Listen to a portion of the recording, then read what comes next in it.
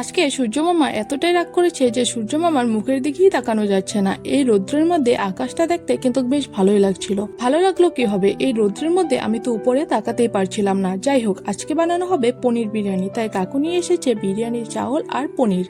এদিকে ছোট কাকি সবকিছু রেডি করে রান্না বসিয়ে দিয়েছে। রান্না বান্না হওয়ার পর আমরা খাওয়া দাওয়া করে এই গরমের মধ্যে চলে গিয়েছিলাম আমাদের পুকুর পাড়ে। আপনাদের আগের ভিডিওতে বলেছিলাম আমাদের পুকুরটা দেখাবো। এই হচ্ছে আমাদের পুকুরটাতে এখন কচুরিপানা পড়ে জলগুলো খারাপ হয়ে গেছে। বাবা মাঝে মধ্যে কচুরিপানাগুলো তুলে পরিষ্কার করে দেয়, কিন্তু কয়েকদিন পর আবারও হয়ে যায়।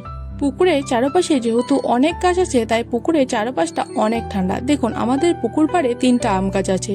প্রত্যেক কয়টা গাছে অনেকগুলো করে আম ধরেছে। এখানে দেখুন, পিসি আর ছোট কাকি মিলে আম গাছের সাথে যুদ্ধ করছে আম পাড়ার জন্য। আর যেগুলো আম পেকে পড়েছে সেই আমগুলো কুড়িয়ে এনে দিচ্ছে আমার ছোট ভাই। আমি ভিডিও করছি তাই ও আমাকে পেক ছুঁড়ে মারছে। জানেন, এখন যে গাছ থেকে আমগুলো পেরেছে এই আমগুলো আরো অনেক বড় হবে, পাকলে পরে খেতে কিন্তু দারুণ লাগে। যাই হোক, পিসি গাছের সাথে অনেক যুদ্ধ করে এই কয়টা আম পেরেছে বাড়ি নিয়ে যাওয়ার জন্য। আজকের ভিডিও এখানে শেষ করছি। সবাই ভালো থাকবেন, দেখা হবে পরের একটি ভিডিওতে।